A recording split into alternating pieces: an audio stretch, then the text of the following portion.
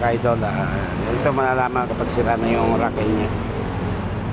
Makita ko sa inyo mga ka-idol, nalapag natin sa lamesa. Ayan. Kung makikita nyo ka-idol, ayan, napakalambot na niya hihitin, no? Kalog na siya.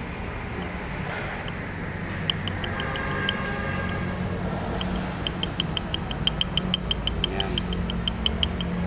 So kalog na siya. Pag kinalog mo yung gulong, nararamdaman nyo na yung clearance niya, malaki na. Kasi pag bago mga kaidol, hindi mo kayang galawin na isang kamay lang, kaganito. So, baling-bali na, ibig sabihin maluwag na yan, malaki na clearance sa loob niya. Yung pinaka